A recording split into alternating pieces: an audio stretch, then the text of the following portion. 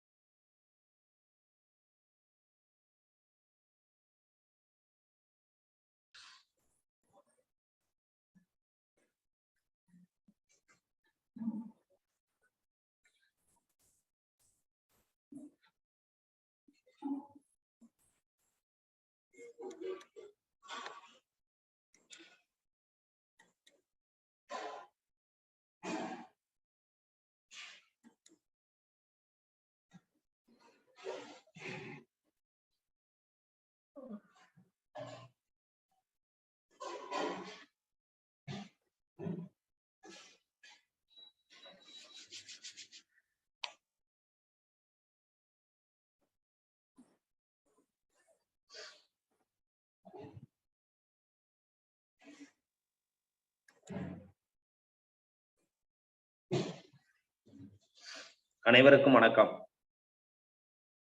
எல்லாம் வல்ல இறைவன் திருவுருளால் ரோட்டரி மாவட்டம் 812 மாவட்ட ஆளுநர் ரொட்டேரியன் வி செல்வநாதன் அவர்களின் சீரியல் தலைமையில் Rotary Club of Karaikal Friends City வழங்கும் காலை சக்கரம் மனிதனின் இயற்கை வாழ்வியல் முறை உன்முடல் உன்முடன் இந்த திட்டத்தை சிறப்பாக நடத்தி கொண்டிருக்கும் Rotary Club of Karaikal Friends City உதவி ஆளுநர் ரொட்டேரியன் ரவி அவர்களுக்கும், தலைவர் ரொட்டேரியன் குணபாலன் அவர்களுக்கும், செயலாளர் ரொட்டேரியன் ராஜகுமார் அவர்களுக்கும் மற்றும் இன்று நம்முடன் இணைந்து பணியாற்ற காத்துக் கொண்டிருக்கும் ரோட்டரி கிளப் ஆஃப் பெண்ணாடம் சங்கத்தின் உதவி ஆளுநர் ரொட்டேரியன் தீபக் சந்த் அவர்களுக்கும், தலைவர் ரொட்டேரியன் தொல்காப்பியன் அவர்களுக்கும், செயலாளர் ரொட்டேரியன் சேகர் அவர்களுக்கும் மற்றும் இந்த இணைப்பிலே உள்ள அனைத்து ரோட்டரி பெருமக்களுக்கும் இன்று நமக்கு சிறப்பானது ஒரு ஆசனங்களை அளிக்க காத்துக் கொண்டிருக்கும் பூங்கொடி கண்ணப்பன் அம்மா அவர்களுக்கும், ஆசான் கண்ணப்பன் ஐயா அவர்களுக்கும், திட்டத்தலைவர் ரமேஷ் மோகன் அவர்களுக்கும், இணைப்பிலே உள்ள அனைத்து நல் உள்ளங்களுக்கும் இந்த காலை வேளை வாழ்த்துக்களையும் வரவேற்புகளையும் தெரிவித்துக் கொண்டு நிகழ்ச்சியின் முதல் நிகழ்வாக ரோட்டரி இறைவணக்கம் வாசிக்க வருகிறார் திட்ட தலைவர் ரமேஷ் மோகன் அவர்.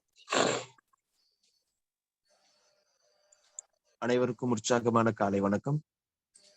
ரோட்டரி இறை வணக்கம். எங்கும் நிறைந்த எங்கள் இறைவா, எல்லையில்லா பொருளே, இன்பத்தின் ஊற்றே, அன்பின் வடிவே, அருளின் ஒளியே, எங்கள் எண்ணம் சொல் செயல் யாவற்றிலும் தூய்மை நிலவிட வேண்டுகிறோம். உலகில் நட்புணர்வும் நல்லுறவும் அன்பும் அமைதியும் அறமும் தழைத்திட நின்னரும் வேண்டி நிற்கின்றோம். யாதுமூரே யாவரும் கேளிர் என்பதை உணர்ந்து மக்கள் தொண்டிலே நாங்கள் நாளும் ஈடுபட எங்களுக்கு வலிமை தருவாய். எல்லோரும் எல்லா வளமும் பெற்று இனிதே வாழ்ந்திட இறையே அருள் புரிவாய். ரோட்டரி 4 வழி சோதனை. நாம் நினைக்கும் சொல்லும் அல்லது செய்யும் விஷயங்கள் 1 உண்மையா? ஆம். 2 சம்பந்தப்பட்ட அனைவருக்கும் நியாயமா? ஆம். ஆம். 3 நல்லெண்ணத்தையும் சிறந்த நட்பையும் உருவாக்குமா? ஆம். 4 சம்பந்தப்பட்ட அனைவருக்கும் பயனளிக்குமா? ஆம். வாய்ப்புக்கு நன்றி. நன்றி நன்றி அவர்களே. அடுத்த நிகழ்வாக இறைவேண்டுதல் அளிக்க வருகிறார் பூங்குடி கண்ணப்பன். அனைவருக்கும் காலை வணக்கம். இறைவேண்டுதல். எல்லையற்ற பரம்பொருளே, இப்பயிற்சியின் மூலம் உடல் உள்ளம் நலம் பெற அருள் புரிவாயாக. ஒட்டிய வயிறும் உயர்ந்த நெஞ்சமும் திறந்த தோள்களும் திண்ணிய நெஞ்சமும் துள்ளும் கால்களும் துவளா இதயமும் மலர்ந்த முகமும் கனிந்த பார்வையும் இவையாவும் பெற்று இறையுணர்வோடும் இயற்கையோடும் இணைந்து வாழ்வோம். நம் மனம் சாந்தமானது, இரக்க குணமுடையது, நல்வினையாற்றக்கூடியது. இந்நல்வழியில் தொடர்ந்து நாம் அனைவரும் இறையுணர்வோடும் இயற்கையோடும் தொடர்ந்து பயணிப்போம். நன்றி. வாழ்க வளமுடன். நன்றி நன்றி அம்மா. அடுத்த நிகழ்வாக பிரணவ மந்திரம். அடுத்ததாக பிரணவ மந்திரம். சின்முத்திர வச்சுக்கோங்க. இரு கால் முட்டியிலையும் முதுகு தண்டு நேரா இருக்கட்டும். நீண்ட மூச்சு காற்ற உள்ள இருக்கிறோம். கண்கள் மூடிய நிலையில ஓ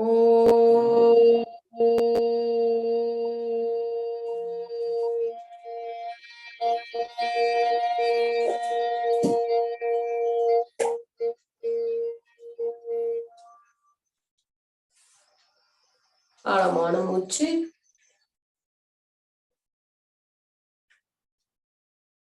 ஓ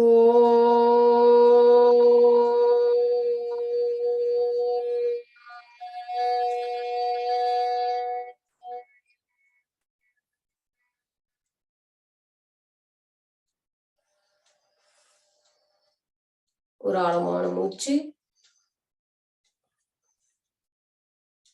ஓ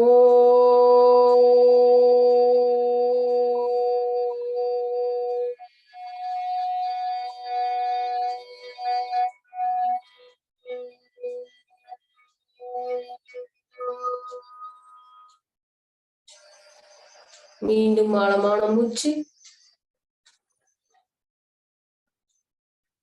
ஓ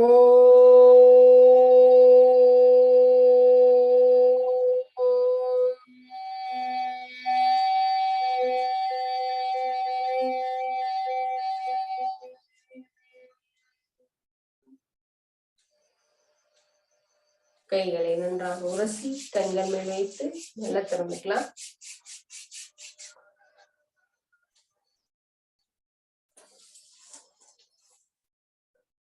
அடுத்ததாக கைத்தட்டல். தோள்பட்டையிலிருந்து போய்க்கலாம். 1 2 3 4 5 6 7 8 9 10. 1 2 3 4 5 6 7 8 9 10. 1 2 3 5 6 7 8 9 10. 1 2 3 5 6 7 8 9 10. 1 2 3 5 6 7 8 9 10. 1 2 3 4 6 7 8 9 10. 1 2 3 4 6 7 8 9 10. 1 2 3 5 6 7 8 9 10. 1 2 3 4 5 6 7 8 9 10 1 2 3 4 5 6 7 8 9 10 1 2 3 5 6 7 8 9 10 1 2 3 4 5 6 7 8 9 10 1 2 3 4 5 6 7 8 9 10 1 2 3 4 5 6 7 8 9 10 1 2 3 4 6 7 8 9 10 1 2 3 4 5 6 7 8 9 10 1 2 3 4 5 6 7 8 9 10 1 2 3 4 5 6 7 8 9 10 1 2 3 4 5 6 7 8 9 10 1 2 3 4 5 6 7 8 9 10 ஓய்வு. ஒரு ஆழமான மூச்சுக்காற்று. மெதுவாக உள்ளிழுத்து மெதுவாக வெளியேற்றம் பண்ணுங்க.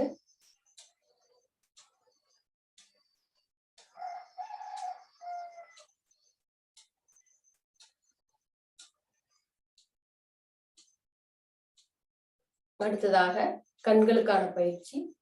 கண்களை இறுக மூடி திறக்கிறோம்.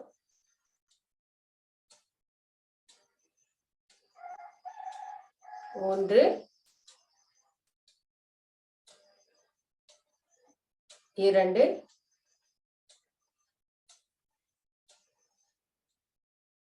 3,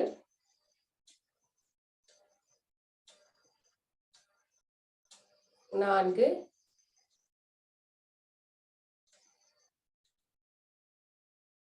5.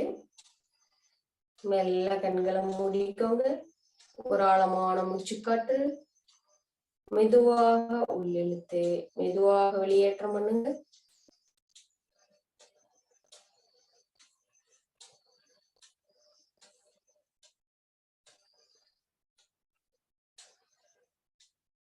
மெதுவாக கண்களை திறந்து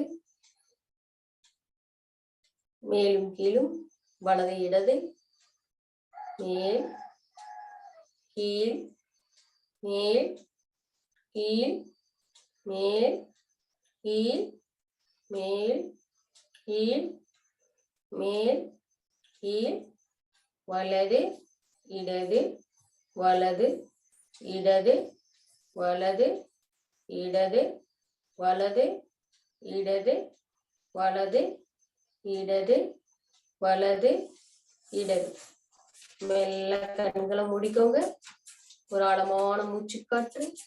மெதுவாக உள்ளிழுத்து மெதுவாக வெளியேற்றம் பண்ணுங்க.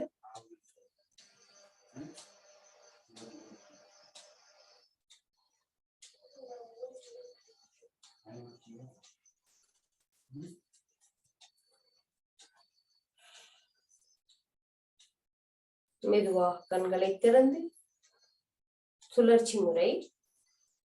வலது மேல் இடது கீழ் வலது மேல் இடது கீழ் வலது மேல் இடது கீழ் வலது மேல் இடது கீழ், வலது, மேல், இடது, கீழ், இடது, ஆப்போசிட், இடது, மேல், வலது, கீழ், இடது, மேல், வலது, கீழ், இடது, மேல், வலது, கீழ், இடது, மேல், வலது, கீழ். மெல்ல கண்களை முடிக்கோங்க. கண்களில் ஏற்பட்ட மாற்றத்தையே கவனிங்க. ஒரு ஆழமான மூச்சுக்காற்று மெதுவாக உள்ளிழுத்து மெதுவாக வெளியேற்றம் பண்ணுங்க.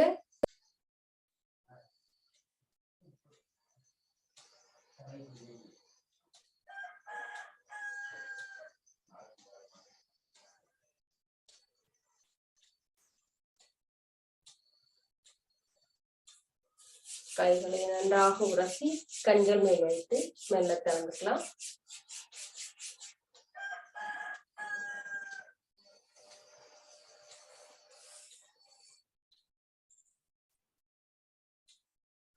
நன்றி. வாழ்க வளமுடன்.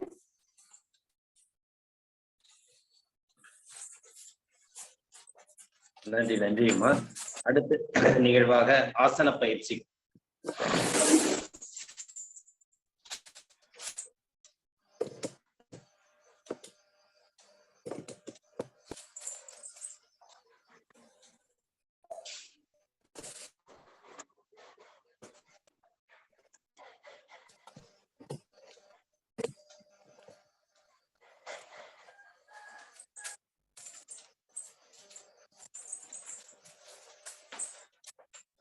அனைவருக்கும் முழு நிலவு வணக்கம். நேற்று நிலை பயிற்சி 10 திறன்கள். முதல் நிலை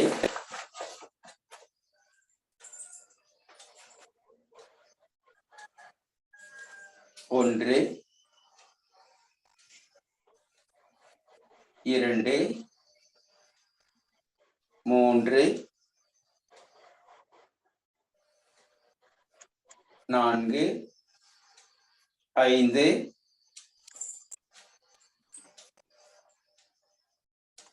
6,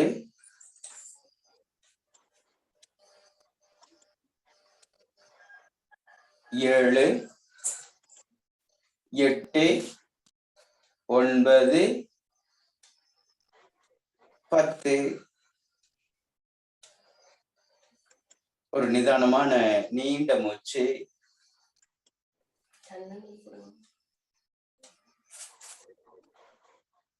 ஆழ்ந்து உள்ளே சென்று மெல்ல வெளியேறட்டும் காற்று.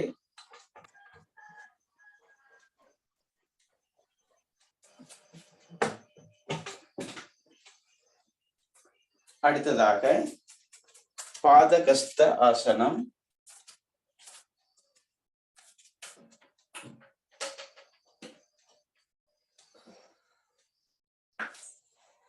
நம்முடைய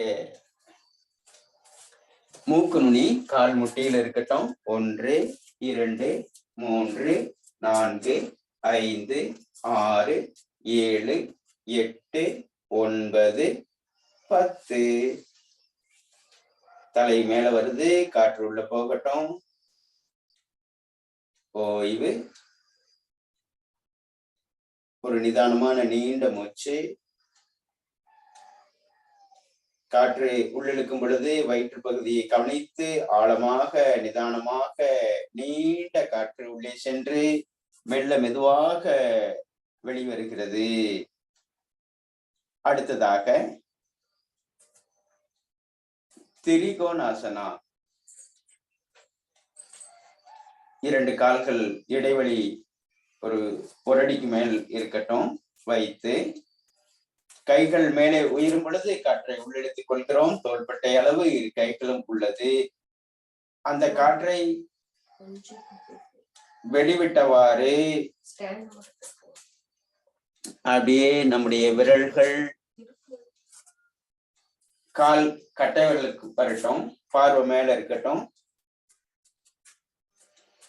1, 2, 3, 4, 5, 6, 7, 8, 9, 10. அந்த மூச்சுக்காற்றை வெளிவிட்டவாறு கைகள் இடுப்புக்கு வருகிறது. மீண்டும் மூச்சை உள்ளிழுத்தவாறு கைகள் உயரட்டும். உயர்ந்து அடுத்த நிலை 1 2 3 4 5 6 7 8 9 10. மெல்ல மெல்ல வரும். அப்படியே அந்த மூச்சுக்காற்றை வெளிவிட்டவாறு ஒரு ஆழ்ந்து நிதானமான மூச்சு.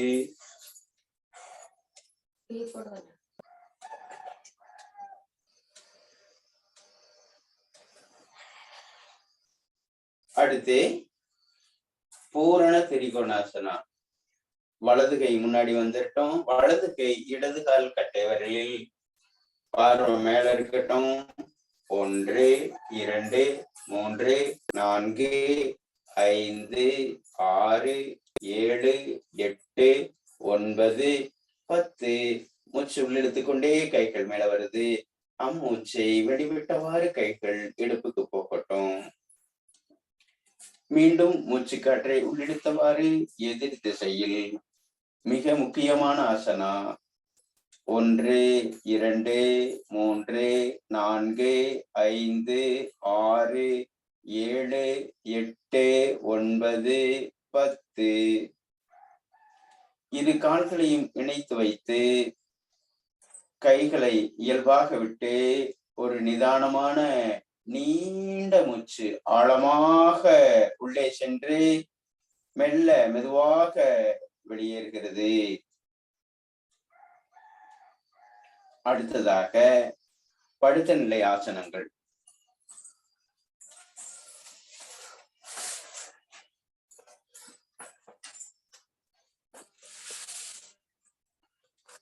உருளாசனம், அங்க பிரதட்சணம். நன்றாக உருளுகிறோம்.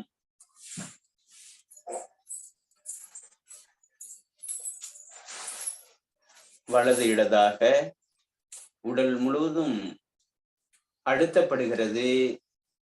மூச்சு வலது இடது திறக்கப்படுகிறது. அப்படிப்பட்ட எளிமையான முதன்மையான முக்கியமான ஆசனமாக அனைத்து வயதினரும் அனைத்து உடல் பருமனுடையவர்களும் இவ்வாசனத்தை எளிமையாக செய்து பயன்பெறலாம். அப்படிப்பட்ட ஆசனமாக வடிவமைக்கப்பட்டுள்ளது. கால்கள் இலக்கமாக தளர்வாக விட்டு கைகள் வானத்தை நோக்கி வைத்து அடிவயிற்று பகுதி நிறையும் அளவுக்கு காற்று உள்ளே சென்று மெல்ல மெதுவாக வெளியேறுகிறது. ஆழமான மூச்சு. பெருங்குடலினுடைய இயக்கமே நுரையீரலினுடைய இயக்கம். நுரையீரலினுடைய இயக்கமே நுரையீரலினுடைய வெளியுறுப்பாகிய மூக்கில் சுவாசம் சீர்படும். ஆக பெருங்குடலே முதன்மையானதும் முக்கியமானதாகவும் கருத்தில் கொள்ள வேண்டும். அந்த பெருங்குடலை இயக்குவதற்கான இன்னொரு பயிற்சியாக ஊஞ்சலாசனம். கால்களை மடித்து பிடித்து நம்முடைய மூக்கு நுனி இரு கால் முட்டிக்கு நடுவில் வைத்து ஒரு பந்து உருண்டிருந்தா எப்படி இருக்குமோ அதுபோல் நம்முடைய உடலை வைத்துள்ளோம். மெல்ல மேலும் கீழும் வருகிறோம். நல்ல மேல கொண்டு வாங்க.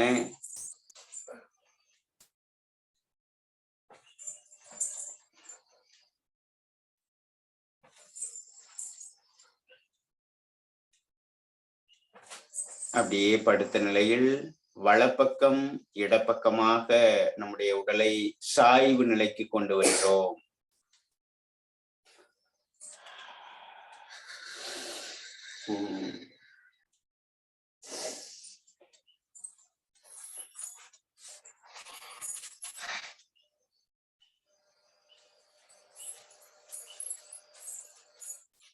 அப்படியே படுத்த நிலையில் உள்ளங்கைகள் வானத்தை நோக்கி வைத்து கால்கள் தளர்வாக இலக்கமாக வைத்து அடிவயிற்று பகுதி நிறையும் அளவுக்கு காற்று உள்ளே சென்று மெல்ல மெதுவாக வெளியேறுகிறது.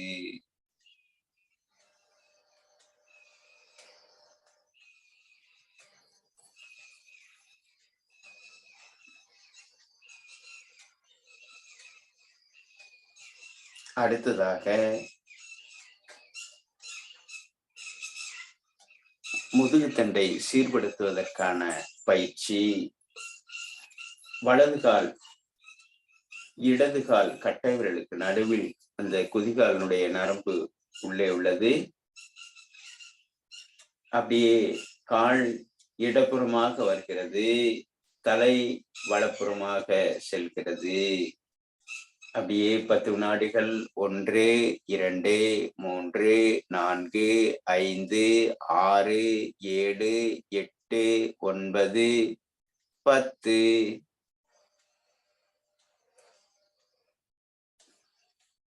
கால்களை மாற்றிக்கொள்கிறோம். 1 2 3 4 5 6 7 8 9 10. ஓய்வு நிலை. அடுத்ததாக ஆழ்ந்து மூச்சு இழுத்து விட்ட பிறகு, பெரும்பாலும் ஒரு சைடு அந்த சியாட்டிகா நரம்பு அப்படின்னு சொல்லுவோம், அந்த பிடிப்பு வலி இருந்ததுன்னா அதை சரிப்படுத்துவதற்கான முக்கியமான ஆசனமாக, மாத கணக்கில் சரியாகாது 5 நிமிடத்தில் சரி செய்யக்கூடிய ஒரு நிலையாக இப்ப பார்க்க போறோம். அப்படியே படுத்த நிலையில் ஒரு கால் மட்டும் இப்படி வைத்து இன்னொரு காலை இப்படி மடிச்சு பிடிச்சிடுறோம். மிக எளிமையாக 3 நிமிடத்தில் 3 மாதமாக குணமாகாத பயிற்சிகளை 3 நிமிடத்தில் இப்பயிற்சியின் மூலமாக சரி செய்து கொள்ள முடியும். அப்படிப்பட்ட மிக முக்கியமான பயிற்சியாக அமைந்துள்ளது. ஓய்வு. அடுத்த கால் மாற்றி செய்து கொள்கிறோம். 1 2 3 4 5. ஓய்வு.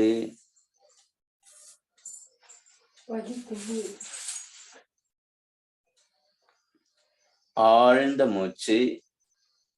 இதில் ஏதாவது இந்த பயிற்சியில, இந்த ஒரு பயிற்சியில மட்டும் உங்களுக்கு சந்தேகமா இருந்ததுன்னா நீங்க மறுபடியும் கவனிச்சு பாத்துருங்க. ஒரு கால் இருக்கு இல்லைங்களா, அந்த காலை அப்படியே மடிச்சு பிடிச்சிடறோம். பத்மாசனம் போடுற மாதிரி அப்படியே மடிச்சு வச்சுட்டு அடுத்து கவனிச்சிடுங்க. பாக்குறதுக்கு ரொம்ப எளிமையா தான் இருக்கு, செய்யறது ரொம்ப எளிமையா செய்திட முடியும். அது கவனிச்சு செஞ்சுட்டா போதுமானது.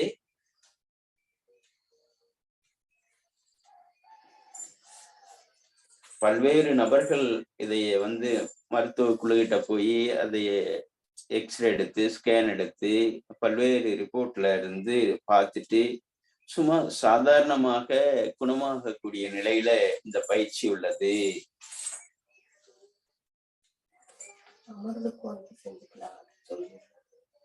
ஆழ்ந்த மூச்சு. சார் இன்னொரு தடவை பண்ணிக்காமீங்க, கை எட்ட மாட்டேங்குதுங்க சார்.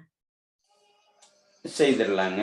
அது செய்ய செய்ய வரும். தொடர்ச்சியாக நீங்க பயிற்சிகள் பண்ணும் பொழுது, பெருங்குடல் சுத்தமாக்கும் பொழுது, அந்த நல்ல திரிபுலாவோ அல்லது ஒரு நேரம் காலை இயற்கை உணவாக, அப்படிப்பட்ட உடல் தொந்தரவு இருக்கிறவங்க ஒரு நேரம் காலை உணவாக சமைக்காத உணவு மட்டுமே செய்தால் முழு பலனையும் அனுபவிக்க முடியும். இன்னொரு முறையும் நாங்க உங்களுக்கு செய்து காட்டிடுறோம். கால் அப்படி மடிச்சு பிடிச்சிடுறோம் பாருங்க. பிடித்த பிறகு இந்த முட்டியை கிட்ட இழுக்கிறோம்.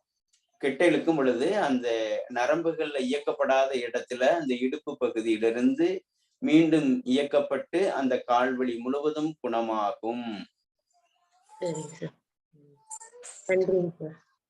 அடுத்த காலம் கவனிச்சிருங்க. ஒரு கால்ல வலி இருந்ததுன்னா ஒரு கால் மட்டும் செய்ய வேண்டாம், 2 கால்களையும் சேர்த்து செய்துட்டு அந்த வலி இருக்கிற காலையும் மட்டும் மறுபடியும் இன்னொரு முறை செய்திருங்க. 3 நேரம் செய்யணும். காலையிலையும் செய்யணும், மதிய உணவுக்கு முன்னாடியும் செய்யணும், இரவு உணவுக்கு முன்னாடியும் செய்தால் 3 நாளில் முழு பலனையும் அனுபவிக்க முடியும். ஆழ்ந்த மூச்சு. அடிவயிற்று பகுதி நிறையும் அளவுக்கு ஆழ்ந்து உள்ளே சென்று மெல்ல மெதுவாக வெளியேறுகிறது.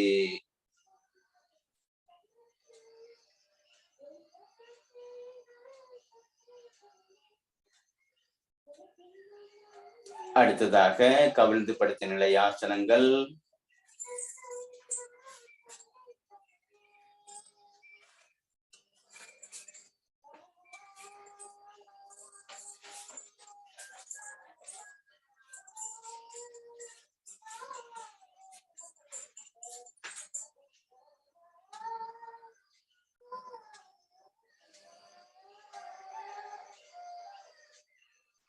அடுத்ததாக புஜங்காசனா, பாம்பாசனா. இரு கால்களையும் சேர்த்து வைத்து இரு பாதத்தை நீட்டி வைத்து இரு கைகளையும் பக்கவாட்டில் வைத்து தலையை மேலே உயர்த்தி 10 வினாடிகள் 1 2 3 4 5 6 7 8 9 ஓய்வு. ஒரு நிதானமான நீண்ட காற்று உள்ளே சென்று மெல்ல மெதுவாக வெளியேறுகிறது.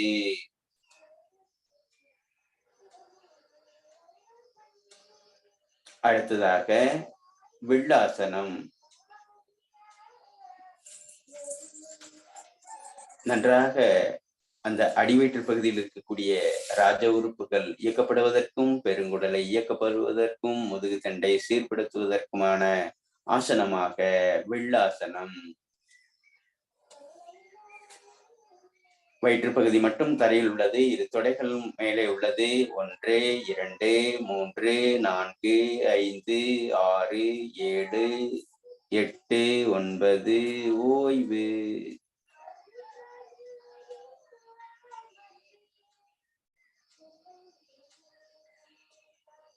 அடுத்ததாக இரு கால்களையும் இணைத்து வைத்து முயலாசனம்.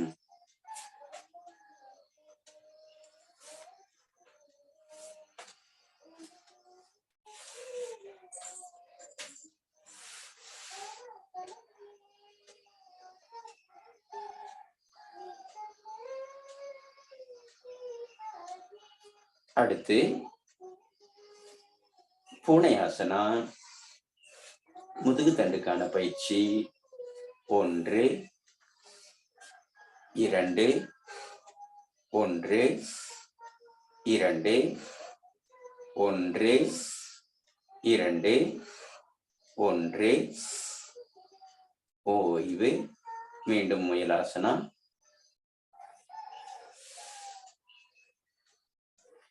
இந்த முயலாசனத்தை 3 நேரமும் நீங்கள் செய்யலாம். காலை உணவுக்கு முன்பு, மதியம் உணவுக்கு முன்பு, இரவு உணவுக்கு முன்பு. முயலாசனத்தை மட்டுமாவது செய்யலாம். மெல்ல மூச்சை உள்ளிழுத்தவாறு கைகள் மேலே உயரட்டும். உடம்பு நேராக அமரட்டும்.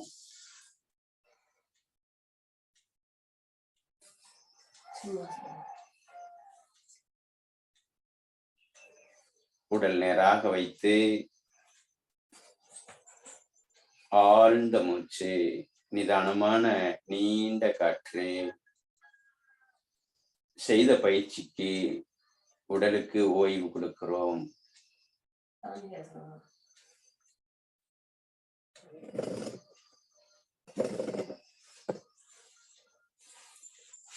வாழ்க வளமுடன், நலம் பெறுக, வளம் பெறுக.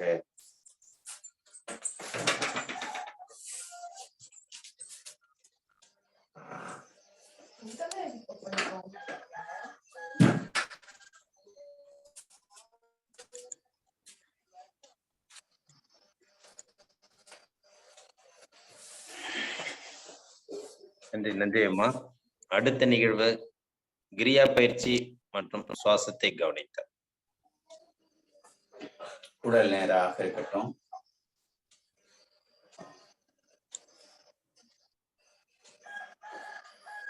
இன்று சுவாச பயிற்சி கொஞ்சம் கூடுதலாக பார்க்க போறோம்.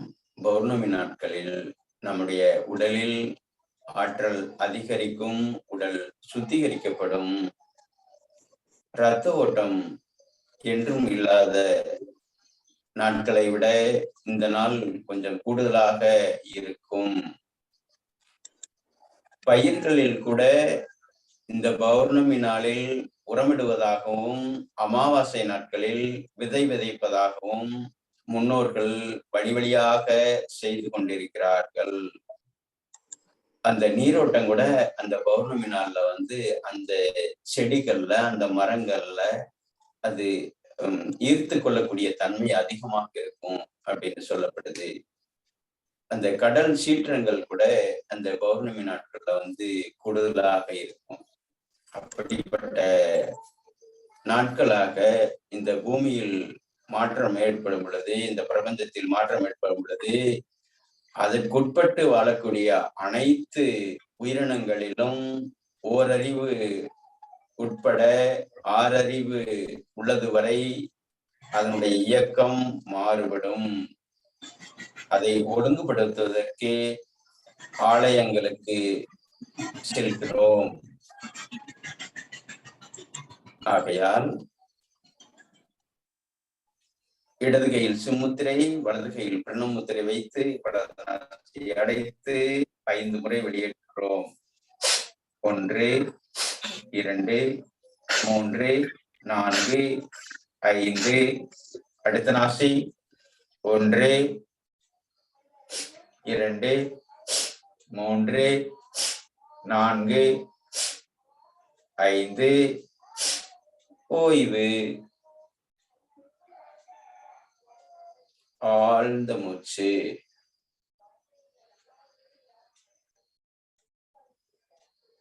அடுத்து இடதில் உள்ளிழுத்து வலதில் வெளியேற்றுகிறோம்.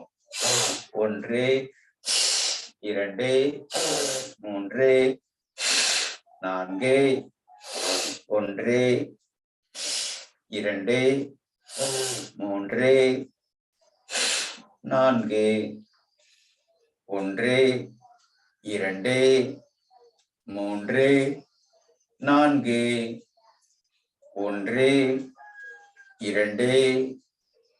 3, 4. ஓய்வு. அடுத்ததாக நுரையீரலை விரித்து வைத்து செய்யக்கூடியது. பாருங்க, நல்ல நெஞ்சு பகுதியில் நிமிர்த்திடுறோம். நிமிர்த்தின பிறகு பாருங்க, முன்னோக்கி கொண்டு வந்துடுறோம். கொண்டு வந்துட்டு இந்த தலையை தொங்க விடுறோம். இந்த மூச்சு தொந்தரவுக்கு, ஆஸ்துமா தொந்தரவு, இன்கேலர் அடிச்சுக்கிட்டு இருக்கிறவங்க எல்லோருத்துக்கும் கட்டாயம் அந்த சளி உள்ள தங்கி இருக்கிறதுனாலதான் அப்படி ஆஸ்துமாவும் வீசிங் வர்றதுக்கான காரணமாக அமையும். அது குறிப்பா இந்த பருவ காலத்துல அவர்களுக்கு அதிக தொந்தரவு வர்றதுக்கான வாய்ப்புகளாக இருக்கும். கட்டாயம் காலையில ஏதாவது ஒரு மூலிகை சூப் குடிச்சிட்டு பயிற்சியில் ஈடுபட்டால் 30 நாளில் அவர்களை வெளிக்கொண்டு வர முடியும். வெளிக்கொண்டு வந்திருக்கிறோம். அப்படிப்பட்ட ஒரு அற்புதமான நம்முடைய முன்னோர்கள் இந்த வழிமுறையை நமக்கு அருளியுள்ளார். அப்பயிற்சியை பார்க்கிறோம். பாருங்க, வச்சுட்டு தலைய நல்லா தொங்க விட்டு நெஞ்சு பகுதியை நிமிர்த்தி அப்படியே வெளியேற்றுறோம். 1, 2, 3, 4, 5, 6, 7, 8, 9. ஓய்வு.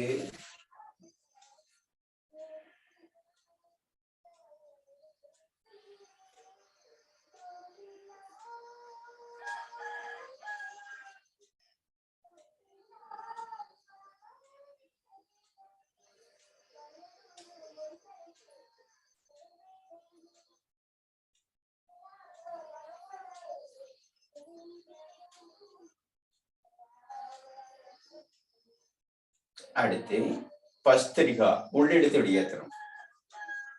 நல்லா எல்லாரும் செஞ்சிருங்க. நீங்க எந்த அளவுக்கு தலையை சாய்க்க முடியுமோ சாய்ங்க. அப்பதான் அந்த நுரையீரல் விதியும். இந்த அற்புதமான நாளில் முழுமையான பயிற்சியாக கிரியா பயிற்சியை செய்து நம்முடைய சுவாசத்தை சீர்படுத்தி மனதை சீர்படுத்துகிறோம். நல்ல உள்ளெடுத்து வெளியேற்றலாங்க. நல்ல வயிறும் மேலே கீழே போய் வரட்டும். 1 உள்ளிழுக்கிறோம், 2 வெளியேற்றுகிறோம், 1 2 1 2 1 2 1 2 1 2 1 2 1 2 ஓய்வு. அப்படியே அமர்ந்து நம்முடைய மூச்சுக்காற்று எவ்வாறு உள்ளே செல்கிறது, எவ்வாறு வெளிவருகிறது அப்படிங்கிறதை கவனிக்கிறோம். நல்ல புத்தம் புதிய தூய காற்று எங்கும் அடைப்பில்லாமல் ஆழ்ந்து உள்ளே சென்று மெல்ல வெளியேறுவதை கவனிக்கிறோம். மூச்சுக்காற்று தடையில்லாமல் செல்லும் பொழுது நம்முடைய மன தடைகளும் நீங்கும். மன தடைகள் ஆகும் பொழுது மூச்சுக்காற்றும் தடைபடும். ஆகையால் மனத்தை நாம் பிடிக்குள் கொண்டு வர முடியாத சூழ்நிலையில் உள்ளதால் காற்றை பிடித்து நம்முடைய இயக்கத்தை சீர்படுத்துகிறோம். அப்படிப்பட்ட பயிற்சியாக நம்முடைய சித்தராகிய திருமூலர் நமக்கு அருளியுள்ளார்.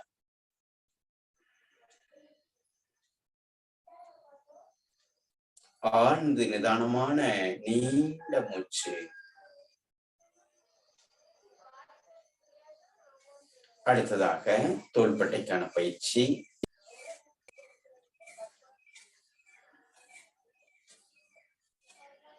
ஒரு ஆழ்ந்த மூச்சு. அடுத்து நல்ல அப்படியே பின்புறமாக கொண்டு போறேங்க. நல்லா ஆழமா போய் வரட்டுங்க. எல்லாரும் செய்யறோம்.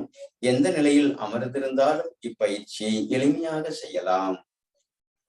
உங்களுடைய இரத்தத்தை தூய்மைப்படுத்த வேண்டுமானால் மூச்சு காற்று ஆழமாக சென்று வந்தால் மட்டுமே நம்முடைய இரத்தம் சுத்தமாகும்.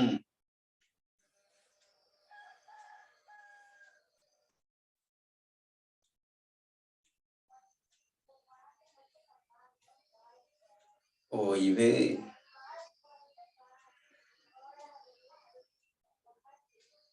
ஆழ்ந்த மூச்சு. அப்படியே கழுத்து பகுதி ஒரு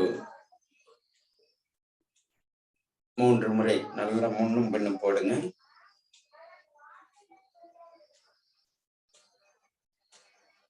அடுத்து வலது இடதாக.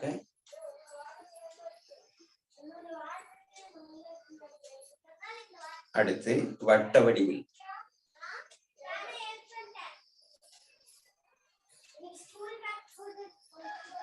எதிர் திசையில்.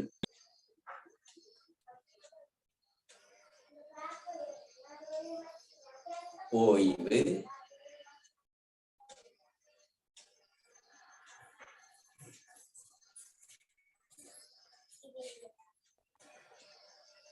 ஆழ்ந்த மூச்சு.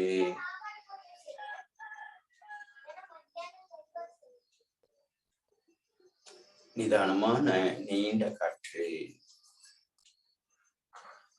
அடுத்ததாக கைகளை தோள்பட்டையில் வைத்து கைகள் மேலே உயரும் பொழுது காற்று உள்ளே செல்லட்டும். 1 2 1 2 1 2 1 2 1 2 1 2 ஓய்வு.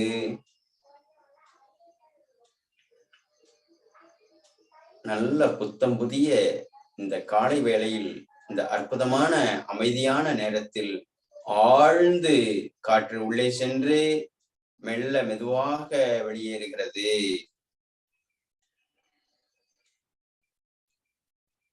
அடுத்ததாக திருமூல் பத்திரிகா காற்றை ஆழமாக வேகமாக உள்ளெடுத்து வெளியேற்றுகிறோம். 1 உள்ள போய் மெல்ல வேகமாக வெளியேறும். 1 2 1 2 1 2 1 2 1 2 1 2. ஓய்வு. ஆழ்ந்த மூச்சு. எங்கும் தடையில்லாமல் ஆழமாக காற்று உள்ளே சென்று மெல்ல மெதுவாக வெளியேறுவதை கவனிக்கிறோம்.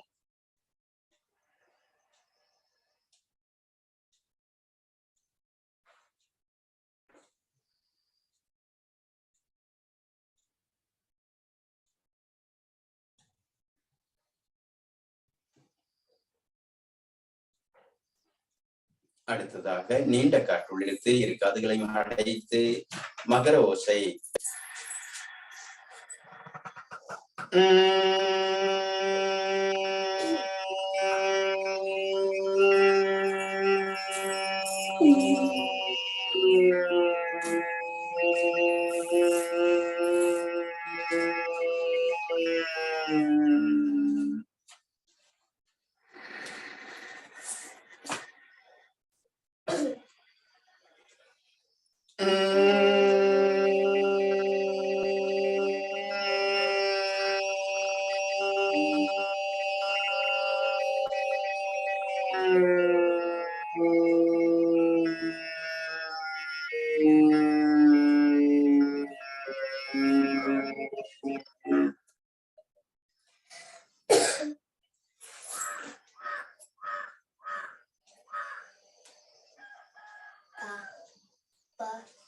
பாடி ஒரு நட்டு பழகிட்டேன்.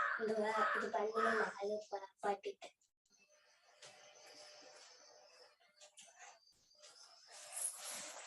அப்படியே கைகள் மேலே உயரும் பொழுது காற்று உள்ளே செல்லட்டும். அக்காற்றை வெளிவிட்டவாறு கைகள் கீழ் நோக்கி வருகிறது. ஆழ்ந்து நிதானமாக காற்று உள்ளே செல்கிறது. இந்த பேரண்டம் சிற்றண்டத்தோடு தொடர்புடையது. இந்த சிற்றண்டத்தையும் பேரண்டத்தையும் இணைப்பதற்கான முக்கியமான முதன்மையான பயிற்சி இந்த காற்றை உள்ளிழுத்து வெளியேற்றுவது. அதோடு நேரடியாக இந்த பஞ்சபூத சக்தியோடு நேரடியாக தொடர்புடைய மூலகங்களில் காற்று முதன்மையானது.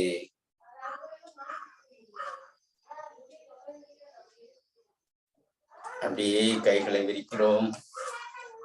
விரித்து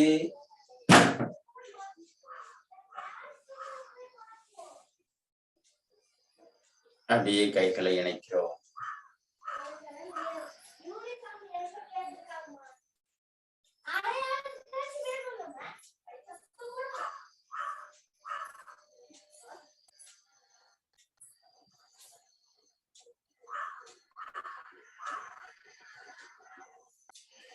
மெல்ல வெளியேறுது.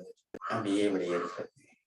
அப்படியே கைகள் விரிக்கும் பொழுது காற்று ஆழமாக நீண்ட காற்று உயிர் காற்று உள்ளே செல்கிறது. அந்த காற்றை மெல்ல மெதுவாக வெளியேற்றுகிறோம்.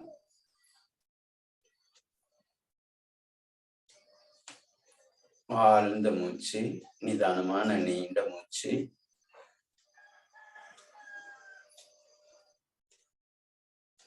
அப்படியே உள்மூச்சு வெளிமூச்சை கவனிக்கிறோம். அமர்ந்த நிலையில் உங்களுடைய உடலும் உள்ளமும் நேராக அமர்ந்து சீராக வைத்து இருக்கும் பொழுது அந்த கணப்பொழுதில் அந்த மேல இருக்கக்கூடிய ஆகாய சக்தி, அந்த சக்தி உள்ளே இறக்கப்படும். இது 5 நிமிடமோ 10 நிமிடமோ செய்வதல்ல. இது ஒரு நாள் முழுவதும் இந்த நிலையில் அமர்ந்து சுவாசத்தை கவனிப்பவர்களுக்கு முழு பலனும் உண்டு. நாம் ஒரு 5 நிமிடம் 3 நிமிடத்தில் இப்பயிற்சி செய்கிறோம். இது 3 மணி நேரம் 3 நாட்கள் 30 நாட்கள் இப்படி செய்தே ஒவ்வொருத்தரும் தவத்தை மேற்கொண்டு அந்த பிரபஞ்ச சக்தியை முழுவதுமாக அதோடு இணைத்து கொண்டார்கள். ஆகையால் நீங்கள் காலையில் 4 மணிக்கு எழுந்தால் 1 மணி நேரம் இப்பயிற்சியை மேற்கொள்ளலாம். ஒவ்வொரு நாளும் மேற்கொள்ளும் பொழுது நமக்கான புரிதலும் தெளிவும் அமைதியும் ஆனந்தமும் கிடைக்கும்.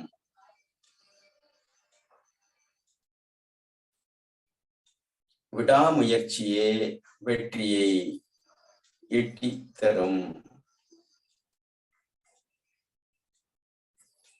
அந்த வெற்றியை ஈட்டுவதற்கு ஊக்கமும் ஆக்கமும் முயற்சியும் தேவை. வாழ்க்கையில் வைராக்கியம் இல்லாமல் எதையும் சாதிக்க முடியாது.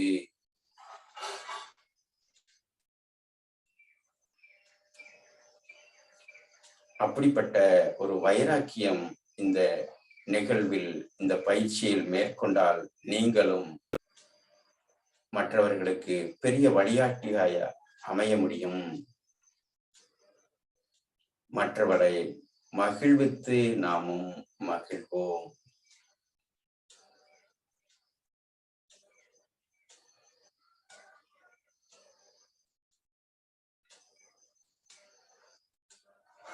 சுவாசம் தானாக உள்ளே சென்று தானாக வெளியேறுகிறது. சீராக உள்ளே சென்று சீராக வெளியேறுகிறது.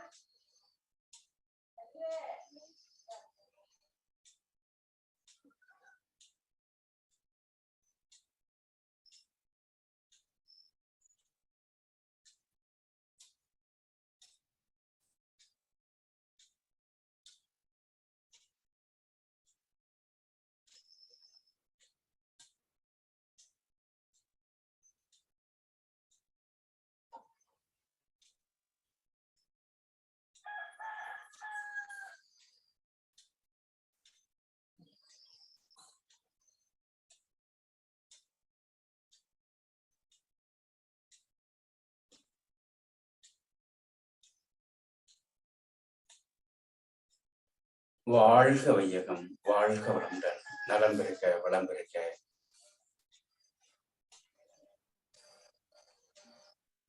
நன்றி நன்றி ஐயா. அடுத்த நிகழ்வாக ஹீலர் பாஸ்கர் ஐயாவின் தினம் ஒரு சிந்தனை ஆடியோ மூலம் கேட்க இருக்கிறோம்.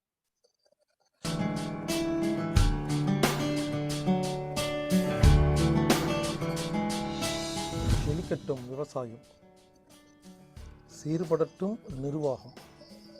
வேந்த டிவி நேயர்களுக்கு காலை வணக்கம். இன்று நாம் முடிவெடுக்கும் கலை, the art of decision making அப்படிங்கிறத பார்க்கலாங்க. அது என்ன முடிவெடுக்கும் கலை அப்படின்னா, யார் ஒருவர் சிறந்த முடிவுகளை எடுக்கிறார்களோ அவர்களே ஞானி. முடிவெடுக்க முடியாமல் ரொம்ப நேரம் குழம்பி இருக்கிறாங்கன்னா அவங்கெல்லாம் அஞ்ஞானி. அது எப்படின்னா, ஒரு விஷயத்துக்கு தெளிவான ஒரு முடிவு எடுத்துட்டா கவலையும் வராது, குழப்பமும் வராது, பயமும் வராதுங்க. அது எப்படி? நமக்கெல்லாம் ஏன் தெரியுமா கவலை வருது? நேற்று எடுத்த முடிவு சரியில்லைன்னு நினைக்கும் பொழுதெல்லாம் கையெல்லாம் நடுங்குது. அவசரப்பட்டு முடிவு எடுத்துட்டோன்னு.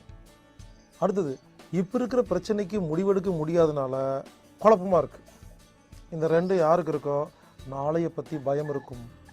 ஞானிகளுக்கு நேற்று நடந்த விஷயத்தில் எடுத்த முடிவை பற்றி கவலையும் பட மாட்டாங்க. இன்றைக்கி நடக்கிற ஒரு விஷயத்தில் இருக்கிற குழப்பத்துக்கு ரொம்பலாம் குழம்ப மாட்டாங்க. எனவே நாளைய பற்றி அவங்களுக்கு பயமில்லை. அது எப்படின்னு சொல்கிறேன். ஒவ்வொரு பிரச்சனையிலையும் மனசு ஒன்று சொல்லும், புத்தி ஒன்று சொல்லும். உதாரணமாக, ஒருத்தருக்கு 1 கோடி ரூபாய்க்கு வீடு இருக்குது, சொந்த வீடு. 50 லட்ச ரூபாய்க்கு கடன் இருக்குது, வருமானமே இல்லை, வட்டி கட்டிகிட்டு இருக்கிறாங்க. கடன்காரன் வந்து சட்டையை பிடிக்கிறான். அப்போ என்ன ஆகும்? கோவம் வருதா? பயம் வருதா? இப்போ என்ன முடிவு எடுப்பீங்க? இங்கே பாருங்க, 1 கோடி ரூபாய்க்கு வீடு இருக்குது, 50 லட்ச ரூபா கடன் இருக்குது, வருமானம் இல்லை, வட்டி கட்டிகிட்டு இருக்கோம். என்ன முடிவு எடுப்போம்?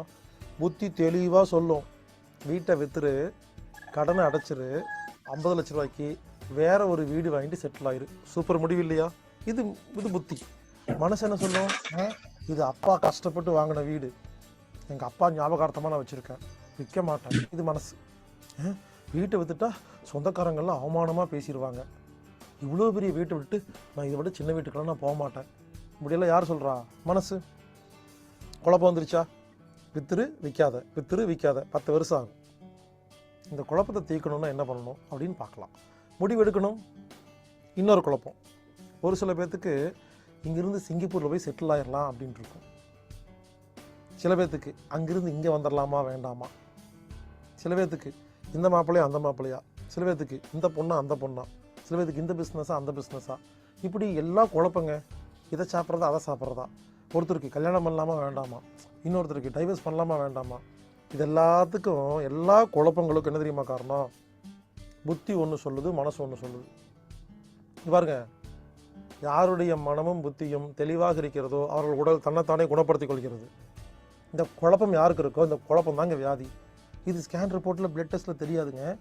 அந்த மாதிரி நேரத்தில் மனசு ஒன்று புத்தி ஒன்று சொல்லுது இல்லையா? எப்படி முடிவெடுக்கிறது நான் சொல்லிக் கொடுக்குறேங்க. முடிவெடுக்கும் கலை, the art of decision making. சொல்லிட்டுங்களா? நல்லா கேவீங்க. ஒரு பேப்பர் எடுத்துடணும். பேப்பர் எடுத்துகிட்டு உங்களுடைய குழப்பத்தை எழுதணும். மனசு என்ன சொல்லுது, புத்தி என்ன சொல்லுது, லிஸ்ட்டு போட்டுடணும். லிஸ்ட்டு போட்டுட்டு என்ன பண்ணணும்? பக்கத்து வீட்டுக்காரங்க பிரச்சனை மாதிரி யோசித்து முடிவெடுத்துடணும். அது என்ன பக்கத்து வீட்டுக்காரங்க மாதிரினா, அந்த பிரச்சனைக்கு உள்ளே இல்லாமல் வெளியே வந்து அந்த பேப்பரில் எழுதிட்டு மனசு வீடை வந்து விற்கக்கூடாதுன்னு சொல்லுது, புத்தி வந்து விற்கணும்னு சொல்லுது. எழுதி முடிச்சுட்டு அப்படியே பார்க்கணும். பார்த்துட்டு இந்த பெஸ்ட்டு முடிவு என்னவோ அதை எடுத்துகிட்டு அதுக்கப்புறம் ஆக்ஷன் பண்ணிடணும். நான் சொல்கிறது புரியலையா? ரொம்ப நேரம் யோசிங்க. ஒரு முறை முடிவு எடுத்துட்டா அதுக்கப்புறம் உங்கள் பேச்சை நீங்களே கேட்காதீங்க. இதுதான் புரிந்து கொள்ளுங்கள். இனிமேல் யாருக்கெல்லாம் குழப்பம் இருக்கும், சில பேருக்கு 5 குழப்பம் இருக்கும், சில பேருக்கு ஒரே குழப்பம்தான் இருக்கும், ஆனால் உசுர் எடுக்கும். இப்படி மனதில் உள்ள குழப்பங்களை உட்கார்ந்து யோசித்து தீர்த்துட்டு சும்மா இருந்து பாருங்களேன். மனம் சும்மா இருக்கும் பொழுது மட்டுமே உடம்பு தன்னைத்தானே குணப்படுத்திக் கொள்கிறது. ஞானிகள் ஒரு நிமிடத்தில் ரொம்ப கொஞ்சம் தான் யோசிப்பாங்க, அஞ்ஞானிகள் நிறைய யோசிப்பாங்க.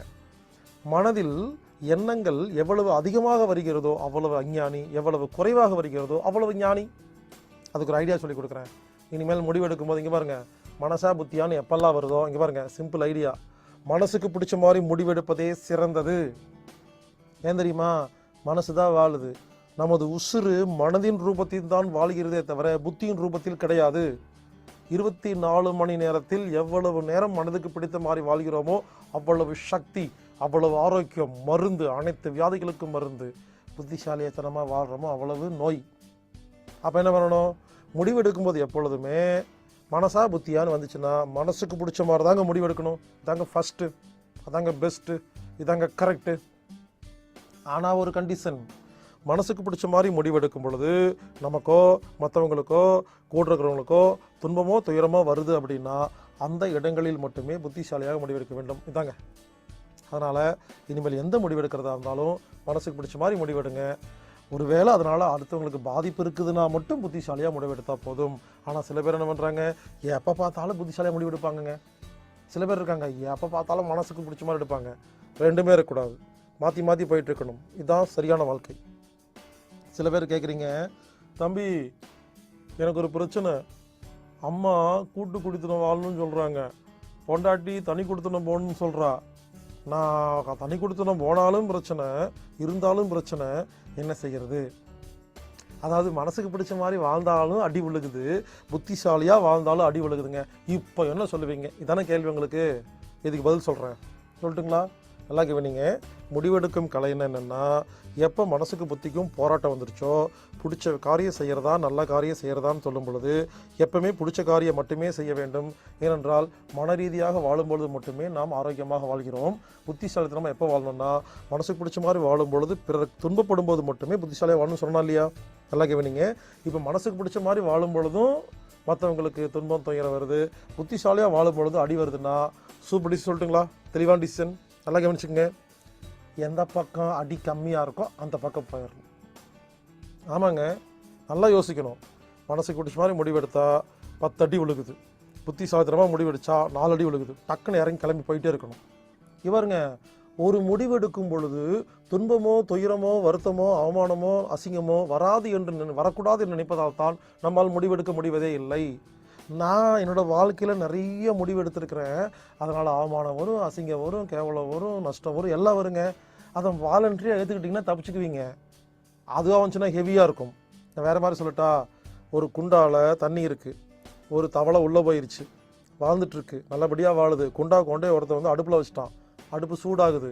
அந்த தவளை நினச்சா எகிரி குறித்து தப்பிச்சிடலாம். அது என்ன பண்ணுது, சூட்டை தாங்குறேன்னு சொல்லி ரொம்ப கஷ்டப்பட்டு தண்ணி கொதிக்கும் பொழுது சக்தியெல்லாம் இழந்து எப்பொழுது குதிக்கலாம் என்று நினைக்கிறதோ அன்று குதிக்க முடியாமல் சக்தி இல்லாமல் அந்த தண்ணியில் இறந்து விடுகிறது. நான் சொல்கிறத புரிஞ்சிருப்பீங்கன்னு நினைக்கிறேன். எப்பொழுது முடிவெடுக்கிறதுக்கு தில் இருக்கோ அவங்கெல்லாம் ஞானிகள். எனவே எப்பொழுது குதிக்க முடியுமோ அப்பொழுதே குதித்து விடுங்கள். பிரச்சனையில் மாற்றி உங்களை இல்லாமல் போய்விடாதீர்கள். எனவே எப்பொழுதும் மனசுக்கு பிடித்த மாதிரி முடிவெடுப்பது மட்டுமே சிறந்தது. ஒருவேளை மற்றவனுக்கு பாதிப்பு ஏற்பட்டால் மட்டும்தான் புத்திசாலியாக முடிவெடுக்கணும். 2 பக்கம் அடி விழுகுதுன்னா இருக்கிறதுலையே கம்மி அடி என்னவோ நீங்களே செலக்ட் பண்ணி அந்த அவமானத்தை அசிங்கத்தை முதலே ஏற்றுக்கொள்ளுங்கள். அப்பொழுதுதான் முடிவெடுத்து வாழ்க்கையை நகர்த்த முடியும். முடிவெடுங்கள், ஆரோக்கியமாக வாழுங்கள். செழிக்கட்டும் விவசாயம், சீர்படட்டும் நிர்வாகம்.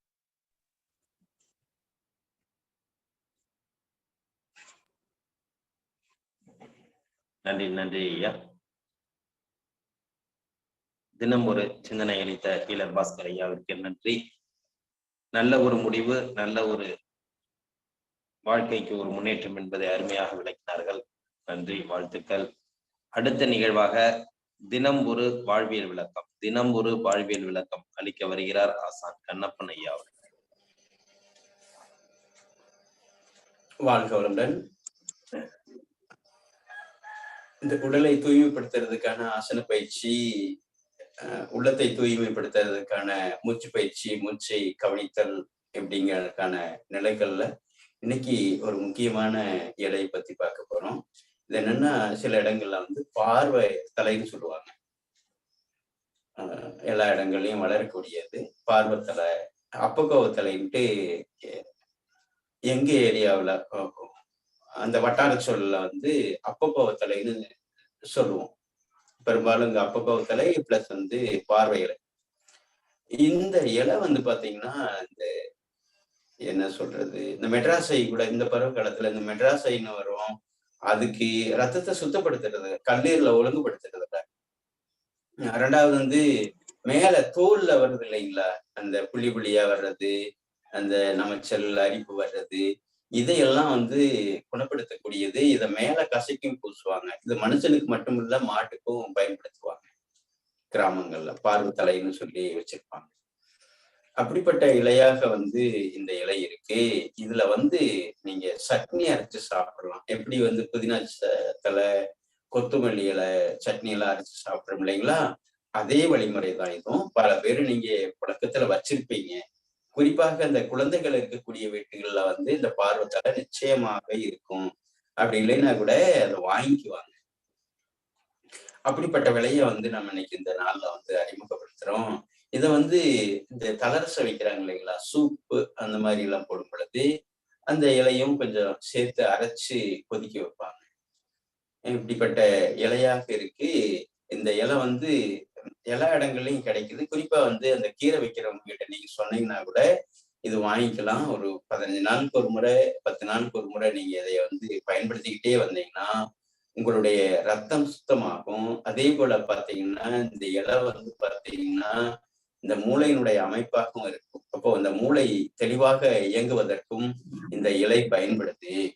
அப்படிப்பட்ட ஒரு அற்புதமான மூலிகை நீங்க எந்த வகையில பயன்படுத்தலாமோ அந்த வகையில பயன்படுத்தலாம். அந்த சுரப்பு மண்டலங்களை ஒழுங்குபடுத்துவதற்கும் பெருங்குடலை தூய்மைப்படுத்துவதற்கும் இந்த இலை சட்னி வந்து பயன்படுது. நாங்க அனுபவத்திலையும் பார்த்துருக்கிறோம். இதை கூட நாங்க குழுவிலையும் மறுபடியும் போட்டு எடுத்து அனுப்பிச்சிடறோம். பெரும்பாலும் பெரியவங்களுக்கு, வயதானவங்களுக்கு வந்து இந்த இலை தெரியும். பார்வையில அப்பக்கோவத்தலைங்கிறது வந்து நிச்சயமாக நகரத்துக்குள்ள இருந்தாலும் தெரிஞ்சு வச்சிருக்காங்க. அப்படிப்பட்ட இலையாக நாம் இன்னைக்கு அறிமுகப்படுத்துறோம். எல்லாரும் இதைய வளர்க்கணும். அவங்கவுங்க வீடுகள்ல வந்து வளர்த்தெடுத்து விதைகளாகவும் கிடைக்குது. ஐயா இந்த இலையோட பேர் சொல்லுங்களேன், மூலிகை பேர். ஐயா மூலிகையோட பேர் சொல்லுங்களேன். ஆமா இதுதான் அப்பக்கோவத்தலை. கோவை இலையினுடைய வகையை சேர்ந்தது அப்பக்கோவத்தலைங்கம்மா. பார்வத்தலைன்னு சொல்லுவாங்க.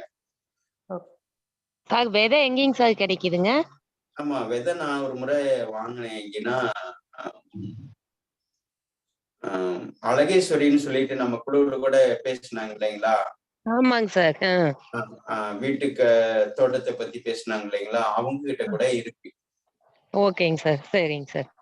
நீங்க அவங்க கிட்ட கூட அப்போ நான் ஒரு 4-5 வருடத்துக்கு நிறைய முளைச்சு கிடக்குங்க ஐயா. எல்லாம் சட்னி அரைப்பாங்க. ஆமாங்க பட்டி கட்டில நிறைய முளைச்சு கிடக்குங்க. ஆமாங்கம்மா நிறைய கிடைக்கும். அப்படி எண்ணற்ற மூலிகைகள் வந்து என்னை எடுத்துக்கோ அப்படின்னு சொல்லிட்டு வேலைகள்ல ரோட்டோரங்கள்ல எந்த பூச்சி மருந்து அடி உரம் போடாம சில மூலிகைகள்லாம் இருக்கு, கேப்பாரற்று இருக்கு. ஆனா அதை வந்து நம்ம பயன்படுத்துறதுக்கு தவிர்க்கிறோம். ஏன்னா அது எளிமையாக கிடைக்கிறதெல்லாம் வந்து விடுறோம். எது மெனக்கெட்டு வாங்குறோமோ, எதை மெனக்கெட்டு விலை கூடுதலாக இருக்கோ அதுக்கு ஆற்றல் அதிகம் நம்ம நினைச்சுக்கணும். அப்படிப்பட்ட இந்த இலைகள் வந்து கிடைக்குது. பயன்படுத்துங்க, பயன்பெறுங்க. வளரட்டும்.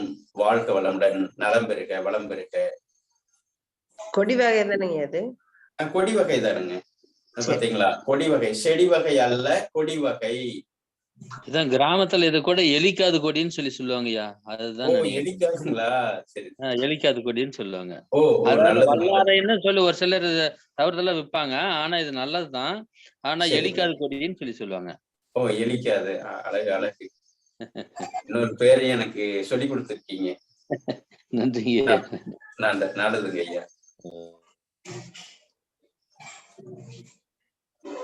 நன்றி ஐயா. வேற பெயர்கள் ஏதாவது இதற்கு உண்டா? ஏன்னா இப்ப ஒவ்வொருத்தவங்களுக்கும் ஒவ்வொரு பேரு ஒவ்வொரு ஊர்ல இருக்கிறதுனால நமக்கும் தெரிய வருது. அதனால மத்தவங்களுக்கும் இந்த இலைய பத்தி உங்க ஊர்ல ஏதாச்சும் பேர் இருந்தாலும் தெரியப்படுத்துங்க, அதையும் நம்ம தெரிஞ்சுக்கலாம்.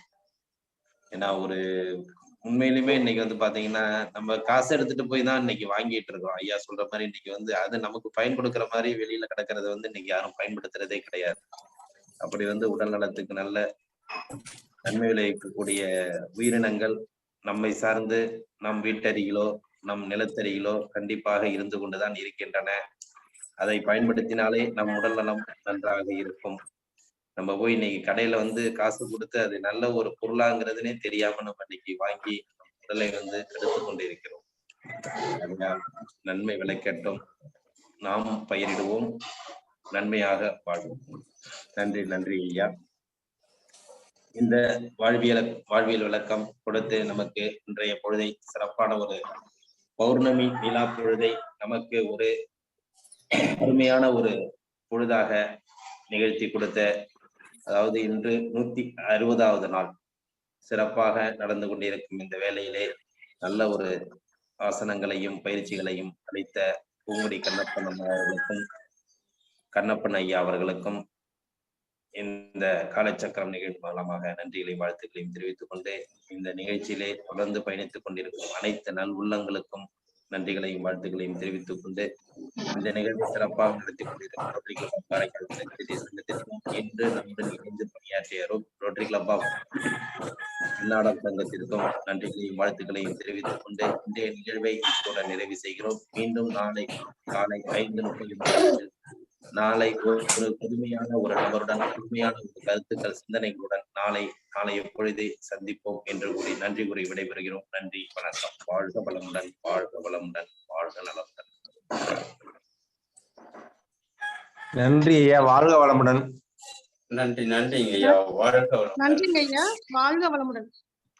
வாழ்க வளமுடன். நன்றி ஐயா, வாழ்க வளமுடன். வாழ்க வளமுடன். நன்றி ஐயா, வாழ்க வளமுடன். வாழ்க வளமுடன். நன்றி ஐயா, வாழ்க வளமுடன். வாழ்க வளமுடன். நன்றிங்க ஐயா, வாழ்க வளமுடன். வாழ்க வளமுடன் ஐயா. நன்றிங்க ஐயா, வாழ்க வளமுடன். வாழ்க வளமுடன்.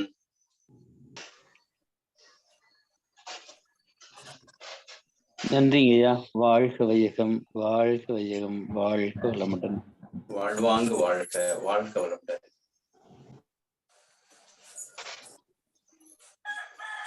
நன்றி ஐயா, வாழ்க வளமுடன். வாழ்க வளமுடன். ஐயா வணக்கம். அந்த கொடியனுடைய பூ எப்படி எந்த நேரத்துல ஐயா இருக்கும்? ஐயா பூ நான் சரியா கவனிக்கல. அப்படி இருந்து நான் போட்டு விடுறேன் நம்ம குழுவுல எந்த மாதிரியான பூ இருக்கும் அப்படின்ட்டு. பூ வச்சு எனக்கு கொடியை கண்டுபிடிக்கலாம். பூ எனக்கு சரியா நினைவில்லைங்க ஐயா. பூ நான் பாக்குறேங்க. இருந்ததுன்னா உங்களுக்கு அந்த அந்த குழுவுல சேரும். இந்த பூனுடைய என்ன கலரு அந்த பூவோட சேரும். நன்றி ஐயா. நன்றி. நன்றிங்க ஐயா. நன்றிங்க ஐயா, வாழ்க வளமுடன். நன்றிங்க ஐயா, வாழ்க வளமுடன். நன்றி. நன்றிங்க ஐயா. நன்றிங்க ஐயா, வாழ்க வையகம், வாழ்க வளமுடன். வாழ்க வளமுடன். ஐயா ஒரு சந்தேகம். சொல்லுங்க ஐயா. இன்னைக்கு ரொம்ப நன்மையா இருந்தது. எனக்கு ஒரு 5 நாளா பல்லு வலி இருந்தது, முடியல. பல்லு வலிங்களா? பல்லு வலி தெளிவா வரலீங்களே உங்க குரல்.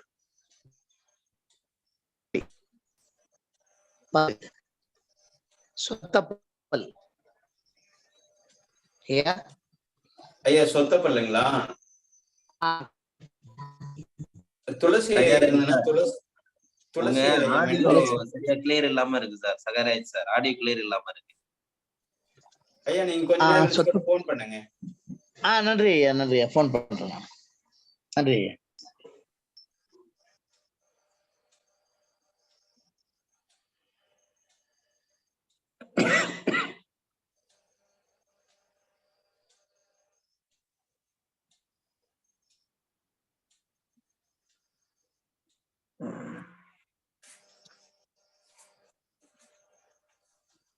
தலைவரை மீட்டிங் பண்ணிடலாமா? பண்ணிடலாம்.